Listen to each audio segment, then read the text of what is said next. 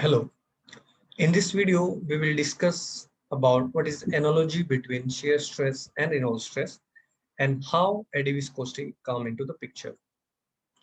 So equation 1 is the instantaneous Navier-Stokes or momentum equation where rho is the fluid density, u is the fluid velocity and p is the pressure.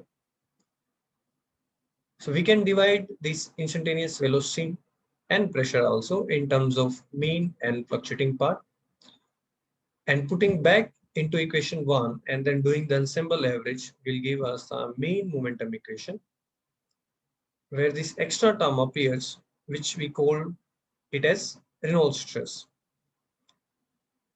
which we further write in terms of beauty, which is eddy viscosity and velocity gradient based upon the Bosnisk hypothesis.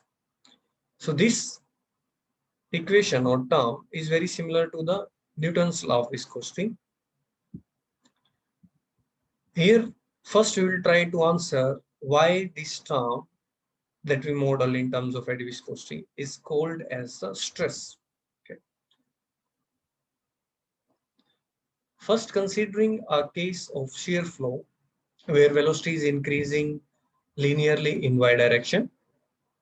Okay. Then the momentum flux we can write in terms of mass into velocity. Okay, so that is mass to be density, streamwise velocity, and area, that is differential area, and v double dash is the molecular fluctuations or motion in y direction. So here this double dash shows the molecular motion that is different from the u dash and v dash in the earlier slide. Those were the fluctuations at turbulence scale or because of turbulence. Then doing the ensemble average will give the momentum flux to be density and multiplied with the u dash, double dash and v double dash. Okay.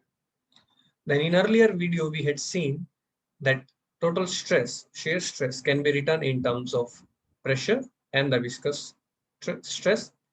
Then the stress per unit area we can write as viscous stress, which is this. And this equation 9 is very similar to the Reynolds stress that we had written earlier, though the difference was the u dash and v dash were there.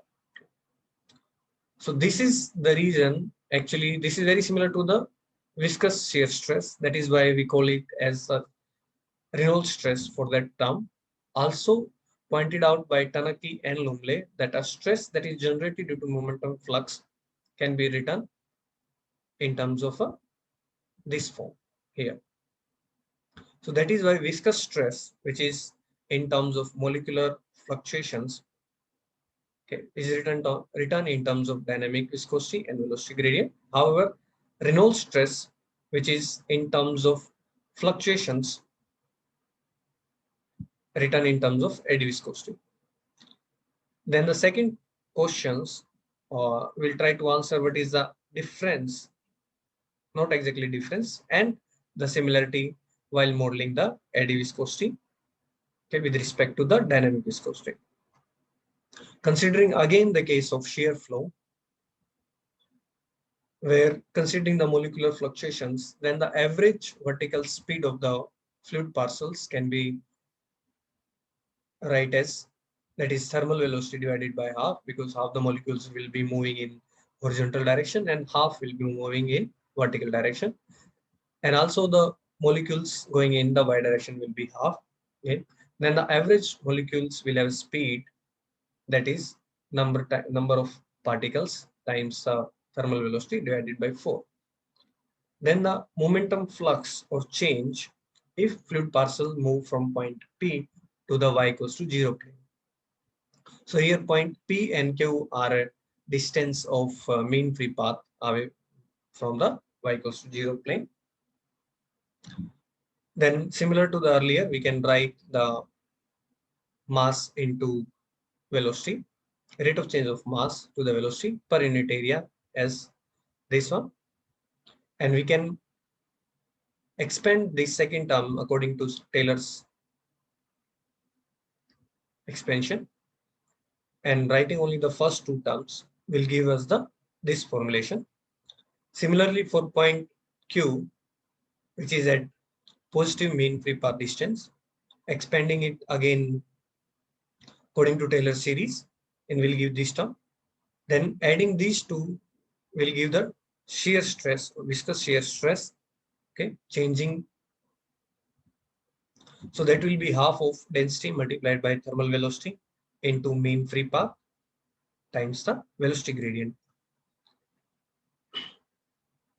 So that comparing the earlier equation and the Newton's law of viscosity will give the form for the dynamic viscosity, which is in term of thermal velocity and mean free path. The only assumption here made is that Knudsen number is very less than 1.